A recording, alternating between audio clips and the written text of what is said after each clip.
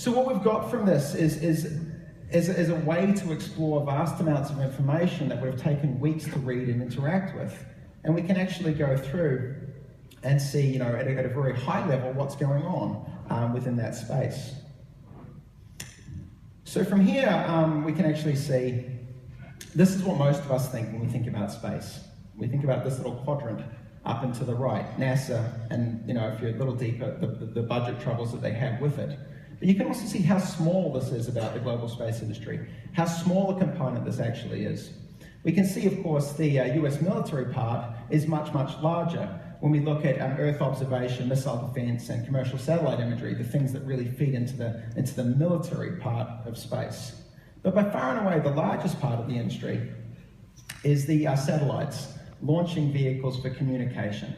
When we think about the global space industry, we think about astronauts, maybe we think about military, but we really should be thinking about satellites, broadband communication, and GPS. It's far and away the largest part of the discussion, and indeed it's the largest part of the industry that's there. So the first takeaway is there are many topics that are talked about, but the NASA piece is a lot smaller than most of us really think.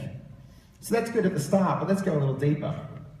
Let's take a little look at what we might actually get if we were an expert. So if we were an expert, we might sit down and kind of sketch out and say, here's my sketch on the back of a napkin of what the global space industry looks like.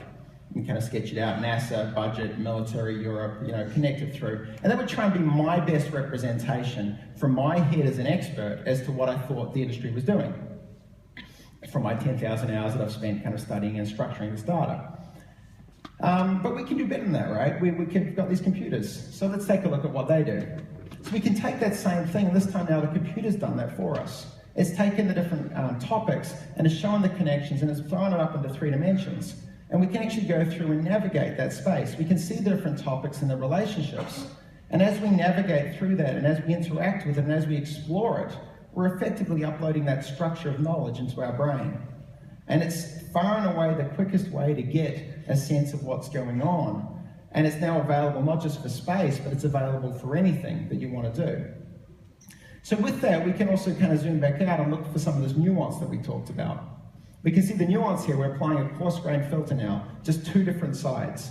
And you can kind of think about this as United States and the rest of the world. And you can kind of see that structure there. There's sort of 2 distinct clusters.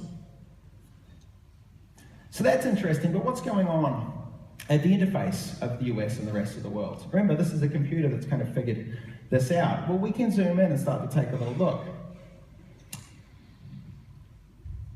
And as we go in, let's take a little look at that space. And we can see here, we've got stories around White House calling for export control reform. And as we go through and look at that, we start to realize that the US has bans on exporting any technology from space to the rest of the world. And this is really significant because the US develops a lot of space technology, but it won't distribute it, which is why the commercial space industry is dominated by the Europeans and the launches that they make. If we go up to the top there, we can actually also see what's going on in this space. And we click in here and we see another set of stories at the interface. This time it's bold going across to China. And of course, as the US has to deal with the Chinese emergence on the global space industry, the chief administrator of NASA also has to make that trip out there and start to kind of explore what those possibilities really mean.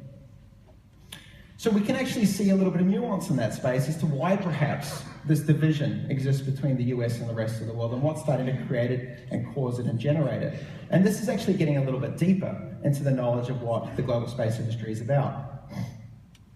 We can go a little further than this, and this kind of reminds me of a summer that I spent up in the High Sierras, a beautiful part of California. And I spent the summer up there kind of running around these lakes with this ecologist who was probably better thought of as a mountain goat. He was exceptional at running. And we were looking at these lakes to understand the structure of the food webs that were within them. And looking particularly at the impact of bringing a new species, in this case the brown trout, into the food web. What would happen if you brought a brown trout into these lakes? What species would thrive and what species would die? Ecology, as it happens, is very, very adept at modeling these kinds of dynamics. It turns out these kinds of dynamics are also very similar when we look at industries like the global space industry. What happens when you bring a new player in? Who survives and who dies? Well, we can actually start to do that with the information that we've got. We can take